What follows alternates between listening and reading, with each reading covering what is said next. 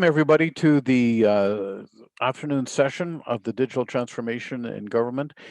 This is part two of the early afternoon session, and we're very privileged to have Vesna Petrovic, who's the Director of the Enterprise Architecture Team at Employment and Social Development Canada, and she's working on Benefits Delivery Modernization and the role of enterprise architecture. She's a director. She has 25 years experience in strategic planning, enterprise and solution architecture, software design, and development. Her experience includes software development for large optical telecommunications, distributed systems, and development of microsimulation models used for analysis of legislation and policy changes in social benefit programs. So without further ado, I'll turn you over to Vesna to what's going to be a very interesting presentation, I'm sure. Cheers. Vesna, over to you. Thank you, Bob. Good afternoon. Thank you for having me today. It is my pleasure to present Government of Canada Digital Transformation Initiative called Benefit Delivery Modernization. This initiative is being delivered by the Department of Employment and Social Development Canada, or ESDC for short. The department has the mandate to help build a stronger and more inclusive Canada, help Canadians live productive and rewarding lives, and improve Canadians' quality of life. We deliver services across the country. We provide seniors with basic income security. We issue passports to eligible citizens. We support unemployed and those who cannot work. We help students with post-secondary education, and we help parents who are raising young children every day. In a normal year, through our Service Canada arm, we provide some $122 billion in employment insurance, old age security, Canadian pension plan, and other programs to approximately 9.5 million Canadians. This level of support increased to $136 billion last fiscal year. For example, 8.9 million Canadians received Canada Emergency Response Benefit through ESDC as financial support because they were directly affected by COVID-19. In total, last fiscal year, ESDC processed approximately 170 million payments. So why transformation, why BDM, and why now? Clients' needs and expectations are changing rapidly. Canadians increasingly expect access to self-service and expect to find clear information easily and quickly. It has become normal for a client to manage the majority of their relationship with a business without interacting with a human. While 85% of our clients are satisfied with our overall services, rates are lower for telephone and online services than for our in-person services. The message is clear. We need to modernize our services to meet expectations and also to allow for greater ability to self-serve. Then the trends in Canadian demographic and workforce changes, such as aging population, expanding gig economy, have become drivers for modern policy changes. Canadians are requiring greater personalization and tailoring of benefits, amplifying our need for responsive and agile systems. The past decade has already seen a large number of policy changes to our income support programs, which have put stress on our current systems. Further, our employees do not have adequate tools and access to information to serve clients effectively and efficiently. To be able to meet service delivery expectations of Canadians today, employees need, simply put, better and more modern tools. Every year, we also see weaknesses in quality and integrity, resulting in mispayments, which could be either underpayments or overpayments of a benefit. Detection programs, referrals, and investigative analytics are relied on after benefits have been processed to determine their accuracy. This reactive approach is cumbersome and pay and chase model is expensive. Finally, Service Canada has challenges reaching Canadians who are eligible for government support due to limited ability to predict or proactively anticipate their needs. Vulnerable and remote populations sometimes are missing support to which they're entitled to because of different barriers, such as they may not know about those services or they may not have access to technology to apply for benefits. This results in substantial income support benefits left unclaimed every year. And what about our systems? Our IT team has been doing an amazing job keeping our systems up and running. However, Canada's social programs have evolved over a 50-year period, resulting in a set of benefits governed by very complex legislation, regulations, and policies. Interpreting those complexities in computer code led to equally complex systems that over time have become less robust, more rigid, and increasingly complex. The age and condition of these systems are a constant concern for ESDC. Benefit Delivery Modernization, or BDM, is the government solution to modernizing the way we serve Canadians and addressing all these new needs and changing needs. The BDM program is a long-term commitment. Over the next 10 years, the program will focus on improvements in 3 key areas. They are service excellence. We want to deliver an outstanding experience for clients and deliver benefits and services when the clients need them. We also want the organization that embeds quality and integrity in service design. We also want to improve policy agility. We want to be able to adapt policy rapidly to changing needs of Canadians and their government, and to be able to quickly implement changes resulting from the policy changes in our systems. Finally, we want to transform as an organization. We want our workforce to have the authority, skills, tools, and training to make it all happen. One of BDM goals is to enable Canadians to choose how they receive their benefits. The options include self-service that is easy to understand and do, a helping hand for those less used to technology and who want to talk to someone, automated and intelligent systems that remember who the clients are, anticipate their needs, and sometimes possibly proactively enroll them in our programs, and patient and reliable end-to-end service for those who need it the most, including our seniors, persons with disabilities, and others. So what will the BDM future state look like for our clients?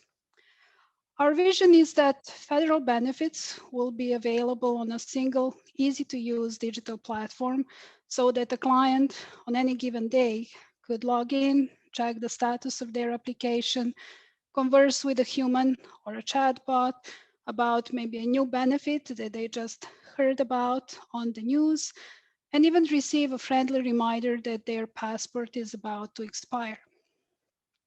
Clients will be fully reassured that their personal information is in safe hands. Privacy by design and accessibility will be built in all services and channels used by our clients. Mispayments and fraud will be reduced. If our client's issue is complex and they need help, they will be able to speak with an agent with minimal waiting and at a time when it is convenient for them. Or they could make an appointment to visit our in-person service centers. Resolution at the first point of contact is our goal, it will become the new normal. Client satisfaction will be driven not only by how pleasant and helpful our staff are, but also by how quickly benefits to which the clients are entitled land in their bank accounts. And for our employees, Employees will be equipped with modern and accessible tools and processes that are intuitive, simple, and easy to use, that will support faster and more efficient processing, including making it easier to resolve requests at the first point of contact. As a result, this empowers employees to provide the best client service each and every time. These were the why and what. Let's talk about the how. BDM has been years in the making and is being built with innovative methodologies that fundamentally change the way we work. These are based on industry best practices and adhere to Government of Canada digital standards. They're designed to help reduce risk and ensure we deliver real value. We have designed an approach that avoids big bang transformation, opting instead for an agile and iterative approach that leverages international best-in-class frameworks such as managing successful programs. We're embedding auditors right in our project teams so that validation and verification are hardwired into our decision-making processes. Then we are hiring some of the best and brightest from around the world to inform our planning and design and help with lessons learned from other jurisdictions and other major projects. Our approach also includes procuring commercial off-the-shelf technologies that are proven and already in successful use around the world. This leads us to the BDM sourcing strategy, which is a critical piece of our approach. We have put in place an ecosystem of qualified suppliers, reducing reliance on any one individual supplier and ensuring that we are tapping into the best expertise and technology available on the international market. The result is access to some of the best and most experienced companies in the world who work with us daily and are actively involved in helping us shape the BDM solution. Another very key element of BDM and de-risking our transformation is prototyping and testing things early. While early and ongoing prototyping has always been part of the plan, COVID-19 prompted us to go one step further. COVID-19 provoked a rapid set of actions at ESDC to support Canadians at the time of crisis. And one of the more transformative actions was the use of a prototype version of the BDM platform to pay 2 new benefits created in response to COVID-19. We built a new multi-benefit delivery system, and this prototype version was used to pay persons with disabilities or COVID benefits for persons with disabilities, and the benefits for fish harvesters administered on behalf of the Department of Fisheries and Oceans. It took only 17 weeks to go from policy decision to go live. ESDC's superior track in this project has helped build confidence, both internally and externally, in our ability to deliver on BDM. So where are we now? BDM consists of phases that are called tranches. And on April 23rd, we transitioned from the planning phase into the first implementation phase, or first foundations phase of tranche 1. So implementation has now begun. The 4 phases move at a deliberate pace to ensure changes are done properly and in an integrated manner. This means that the plan can be adjusted. We adjust the plan as we go and keep everyone informed and prepared. Next, let's talk about how BDM is organized internally. It includes 5 major work streams, or projects focused on delivering different services and technology components. Very briefly, Digital Experience and Client Data project will deliver a new digital channel, including modernized online services. Identity Management and Integrity is focused on new identity and access management solutions, as well as integrity by design and fraud prevention. Benefit Application Delivery is responsible for configuring the BDM platform, integration with other corporate systems, and preparing the platform for implementing and onboarding new benefits. Service Delivery Hub is focused on modernizing contact centers and employee tools for assisting clients over the phone, web, or in person. And finally, Technology Platform project will build the infrastructure, IT services, and enabling components needed by other work streams. The workstream projects have significant interdependencies and are supported by the Program Management Office, which is the topic of our next slide. But before we move to the next slide, I would like to share and mention one important and inspiring fact. In BDM, 50% of key leadership roles, including those at the highest level, decision-making roles, are performed by women. Moving on to the next slide, BDM Program Management Office is the information hub and custodian of the program vision, the blueprint, project dossiers, and standards. The office offers centralized coordination of change management, information management, procurement, design, costing, and other functions. Within the office, the design authority provides the assurance that solutions and projects are fit for purpose and that they're contributing to BDM goals. It consists of 4 business functions: design, architecture, data, and deployment and release management. In BDM, enterprise architecture is embedded within design authority function, and it leads delivery of business, data, and technical architectures and oversees solution architectures created by the projects. So as mentioned, EA is part of the data design authority within the program management office. And as we know, EA as a practice appeared out of need to better manage increasing complexity of processes and IT systems that resulted from advances in computer technology. With greater computer power came greater complexity of systems that were becoming more and more critical for functioning of many organizations. So main reasons why initiatives engage EA: firstly, to manage complexity and continuous change so that business and IT landscape become and remain robust, flexible, and cost-effective.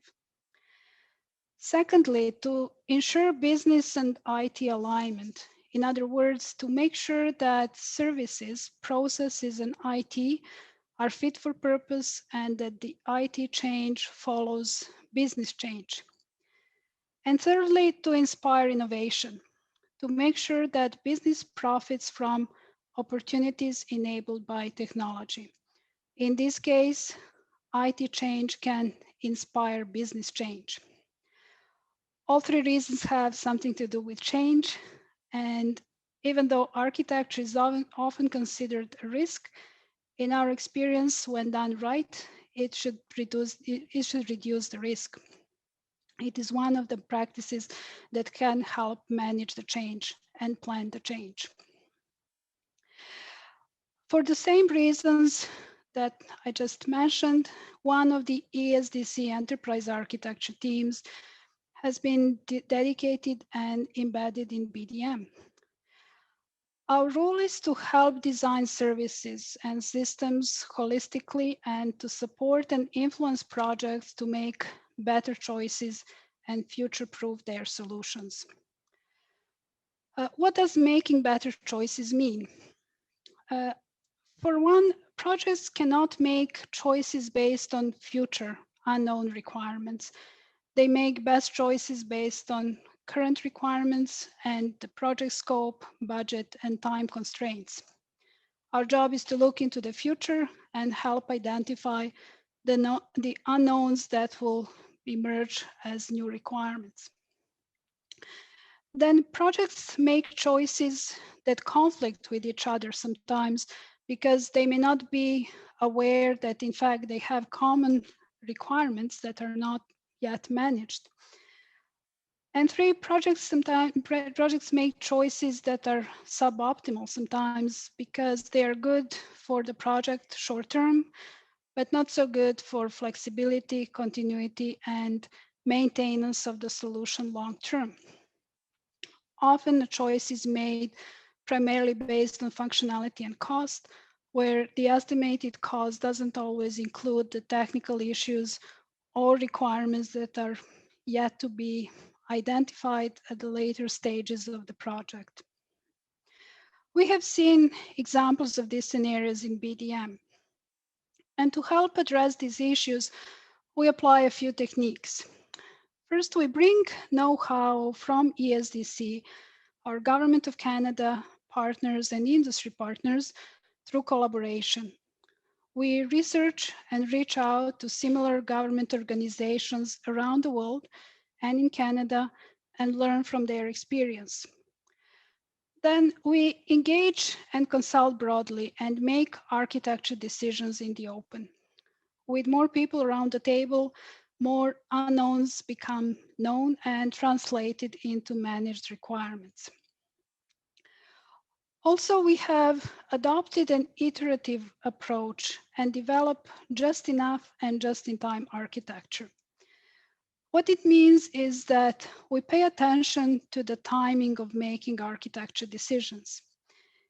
Making them too early creates constraints on the projects and innovation, and making them too late means missed opportunity to address the issues that we just talked about. And finally, we want to empower the projects and help them deliver and innovate iteratively and continuously. This is why we ask the projects to propose architectures for the solutions that they are building or procuring. However, these solutions need to integrate and work well together. And this is why we guide and advise the projects and also review and assess their solution architectures. In order to guide the projects, we create architecture guide rails, also architecture principles, reference, and conceptual architectures. The objective is that the projects deliver secure, interoperable, innovative, cloud-based solutions. For example, one of our guide rails is to create modular and loosely coupled or decoupled architectures. The idea is, and the reason behind it, is to be able to deliver services consistently through different channels. And by building flexible and decoupled systems, we can add new delivery channels over time. This agility is expected to also extend into the policy realm. Currently, the policy rules are buried in the application code and often duplicated so that the same rule is implemented in multiple systems. This makes it difficult to change them when legislation and policy change, and they change all the time. So the new architecture is also based on defining and managing rules in the code in the business rules management components separately from the rest of the code. We're working on a new operating model that will ensure smooth and seamless transition to operations. And finally, we expect and plan to continuously improve the solutions based on the feedback received from the clients, feedback from the employees, and also based on the data collected in operations once we go live. And at the end, I just want to share a few personal lessons learned over the past 3 years in BDM as the lead of its architecture team. So lesson number 1, don't just learn the business, be the business. Embedding an architecture team in a transformation initiative is a brilliant idea.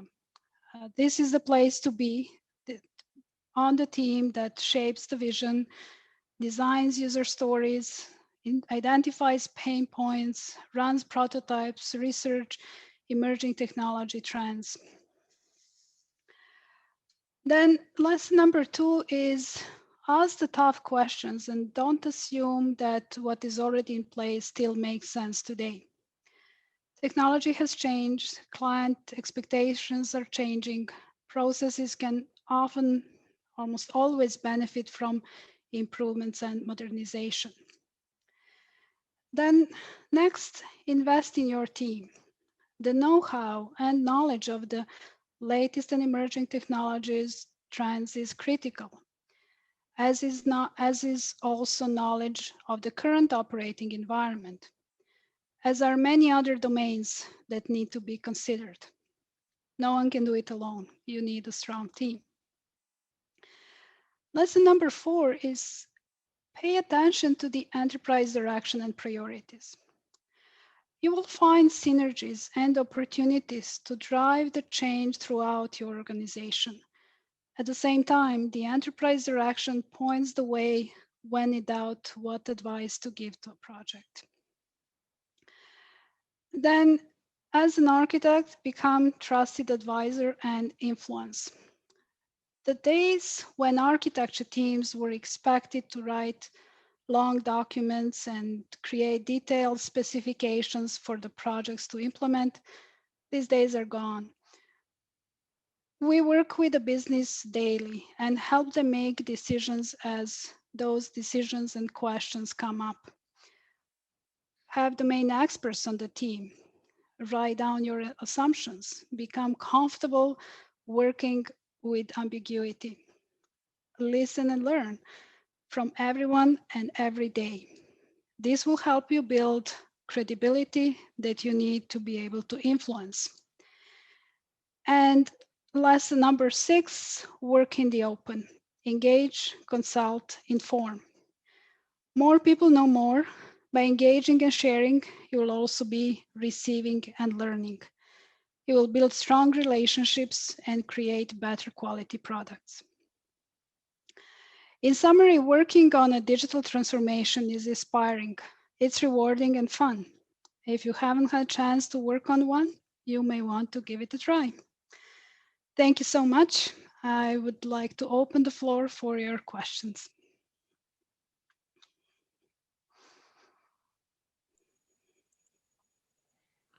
Well, thank you very much, Vesna. I can only imagine the complexity of some of the work that you're doing at this point in time. We'll just take a look for questions. I haven't, sure people are penning them right now. I've got a couple of questions for you. We were working on, have you been able to leverage any of the work that was done for modernizing service to Canadians or the government online or both of those initiatives about 10, 15 years ago? We are leveraging all experience and knowledge, Bob, from ESDC, Service Canada, and other departments. Basically, everything that is being planned, there is a vast experience in the department, and also our partners, industry partners, bring a wealth of experience in the projects that may be also Government of Canada projects that they worked on. So everything is being really leveraged as best practices and experiences wherever they are applicable today. The changes in technologies sometimes change our methods, change our solutions. However, the best practices and lessons learned are always helpful. Okay. Was any thought given to leveraging CRA online services or adding Service Canada services to them? Service Canada is actually part of ESDC, and through this transformation, we're basically transforming Service Canada services. We work closely with CRA, we work closely with Shared Services Canada and other government departments, and really looking whenever we need a new solution or technology, we first look at what is available currently and what are recent procurements, Government of Canada procurements um, that offer uh, a solution that we may leverage. We assess those solutions against BDM requirements and aspirations and vision, and where such solutions exist, we definitely use them. We also have uh, blended teams. For example, we have architects from Shared Services Canada working with us daily. And in that manner, we really have tap into the knowledge and the latest information on the solutions built by Shared Services Canada and other departments. Okay, that's great. And for our foreign listeners, CRA is Canada Revenue Agency. The folks that get all the revenue and the taxes and everything else and collect all that, they have a very efficient system for that. Okay, I've got some better questions for you. The coordination of benefits. We're also talking. Are you looking at multi-jurisdictional service delivery and coordination with the provinces and municipalities, either in the present or in the future? That is one of the ambitions. It is still in the planning, and really the focus is first to modernize 3 statutory programs: employment insurance, old age security, and Canadian pensions plan. However, all our social programs really have interactions and linkages to provincial partners, to territories, and other government departments. Coordination of benefits is one of the areas that we're exploring from policy and legislation perspective for the first 3 programs initially, and later on there is a vision and ambition that really we provide similar type of service more broadly and at the different with different jurisdictions and partners. Okay, great. I think you were mentioned earlier. I just wanted to see the collaboration you have with the Shared Services Canada Architecture Center of Excellence. I think you sent some of your architects on that. Yes, basically we have a team we work closely with shared services, but also we take it one step further and really have shared services experts directly embedded in our team, which really benefits both teams and organizations. Okay, great. No, that's good to hear. Now, there was some questions with respect to your architecture guardrails. Are they available for public viewing?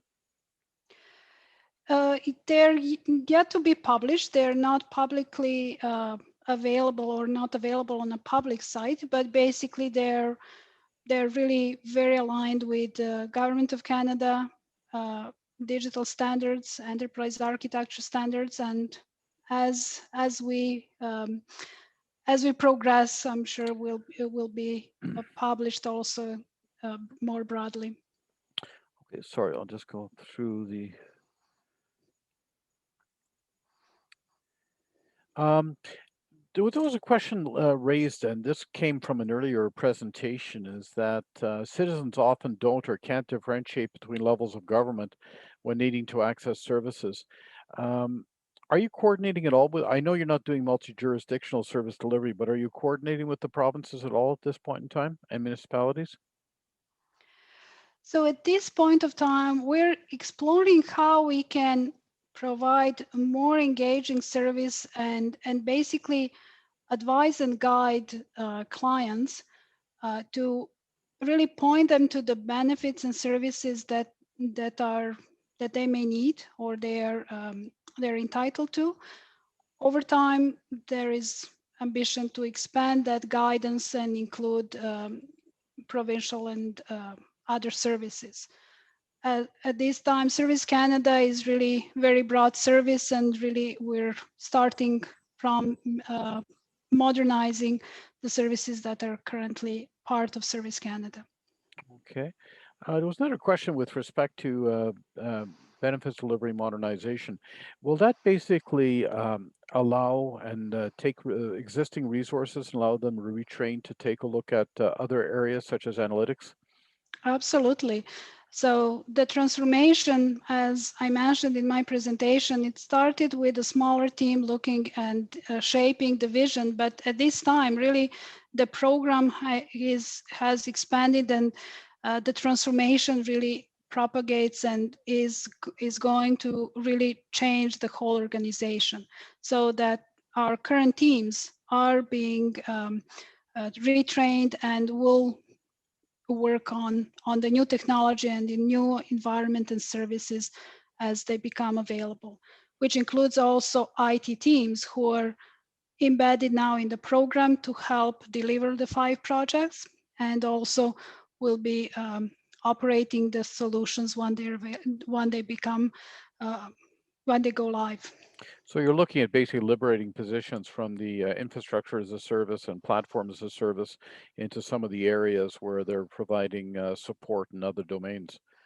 Um, We are changing the landscape, okay. starting from infrastructure and then through our systems, and basically with the new technology and new business model, some of the roles will change, but again, the teams are being included from day one, so they co-develop and are really prepared for the change. That's great. And we have a question. Would Employment and Social Development Canada benefit from the use of a benefits finder to help citizens more quickly locate services suited for their needs? Benefits Finder is one of our services. It Great. is an existing service, and basically our digital team is looking into how to further improve it. It will remain one of the services offered, just it may have a different look and feel, and over time become even more helpful and easy to use. Okay, sorry, I just every time people vote, the order of the questions changes, so I have to make sure that I'm not asking take a look at that. Well, that basically culminates that you basically answered the questions. That was a super presentation. I think most people will realize, or if they don't, they realize that as much as the federal government under the Canada Revenue Agency might take away money, you're basically interested in making sure that we have equitable benefit distribution and modernization to society, to the various client segments. Um, I don't have any more questions. I might have a personal one. I'm just interested in the use of enterprise architecture within. Did I see that sort of as a when you take a look at when you flesh out your full repository, you sort of have a management environment. So people can start using that to simulate the future and basically project into the future based on evidence and analysis. Do you find that the business people are using it not from just a straight technology perspective, but also using it as a way to plan their portfolios and also move the architecture along and use that as a management base for management information? Yes, indeed. Basically, it does help to be embedded in the business and work with business teams on a daily basis, and with the project teams, of course. What we find is that through architecture discussions, really many business questions are identified, and we work hand in hand with the business who really trust us to give them advice and point them to new solutions or different options, different ways into how we can implement and design the new services.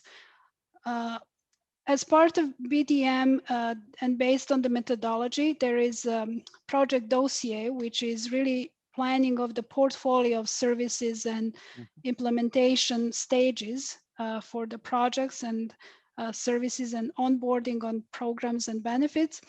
And basically, there is really very close collaboration and interaction between the business teams who are designing the project dossiers and architecture and technical teams who are really mapping that vision into technical solutions.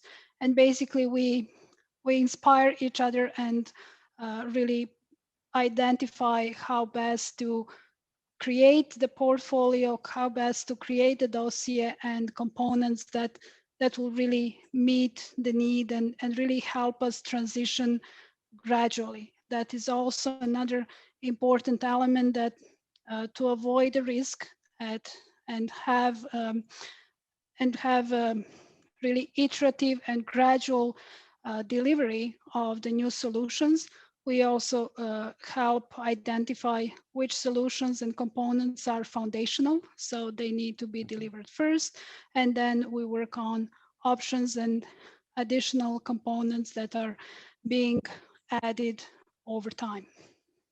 Okay, well, that's great. So enterprise architecture is being used as a basis from which to expand services in an incremental manner.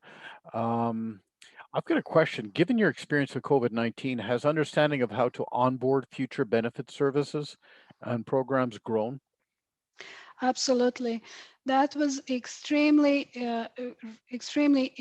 valuable experience, as this was the time when we in 17 weeks actually delivered a new system in the cloud using new technology and onboarded 3 benefits.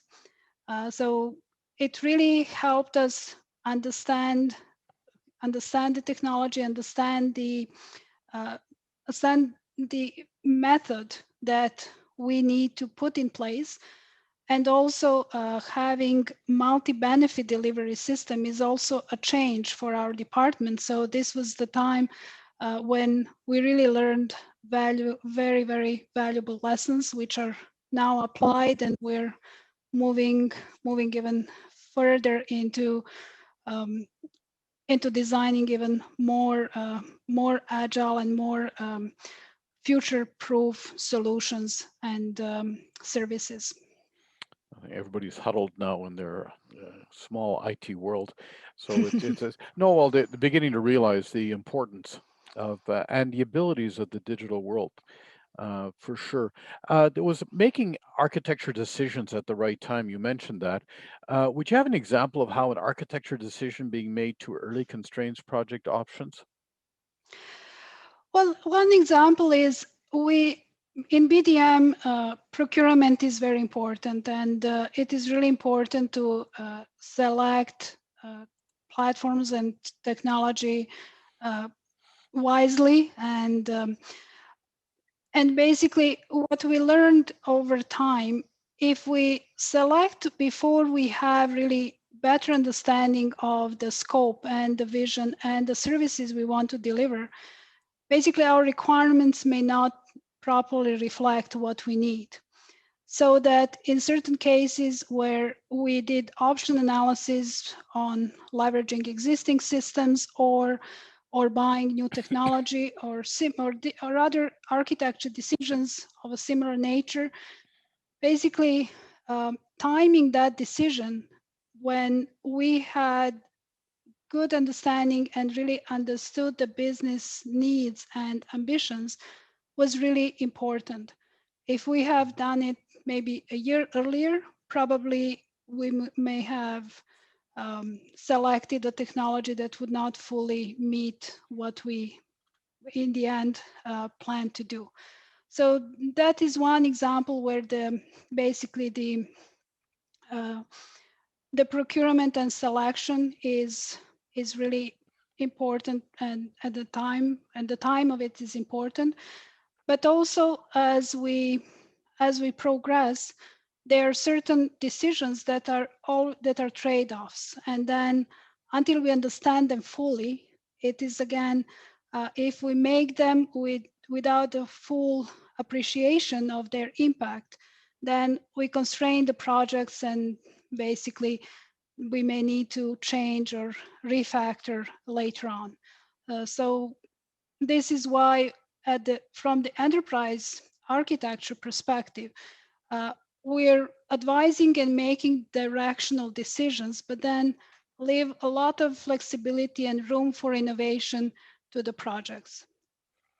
Okay, great. We got one question pending. I don't want to mention Mike's last name, but if Mike, if you could just rephrase it, I really don't understand the question. To phrase it, and if you can put it back up, that would be great.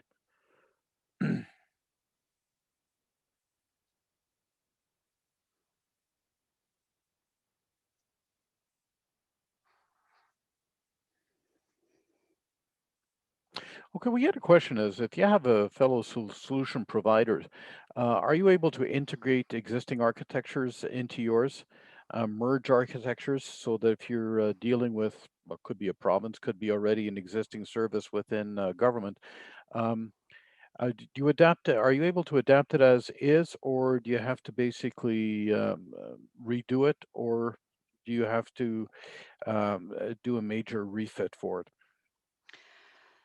Uh, it depends on the solution. It Okay. depends on the protocol and integration that is currently in place.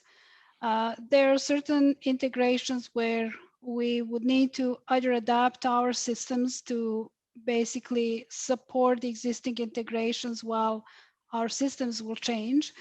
And there are other integrations where internally we would like to modernize also the way the systems are integrated. So basically to make them more API based and integrated through basically modern technologies. Um, ESDC has many systems that operate on exchange of files and batch model. That is what is part of our architecture vision, that we gradually really move more towards real-time message-based and integration that is enabling more agility and faster response and exchange of information between systems. Okay. Well, I think that right now, as we've gone through quite a few questions, I want to thank you very much for your presentation, Vesna. It's greatly appreciated. And I wish you the best of luck in this endeavor. I know there's been previous initiatives didn't quite get as far as you have already, and I wish you the best in getting this going because I know it's an extremely complex environment. So there are no more questions. Thank Vesna very much for having come out and presented to the conference. With that, what we're going to do is we're going to have a small break, and then afterwards at 15:10, that's 10 past 3 p.m., okay, or 3:10 p.m., we're going to be having Philip Johnson talking about CIOs in the fourth industrial revolution. Okay, well, thank you all very much, Thank you. and I'll see you then. Okay, take care. I'm going to close the session now, and you're going to be staring at my face for a few moments because it takes a while for the software to basically close properly. So let me just there we go. Doc.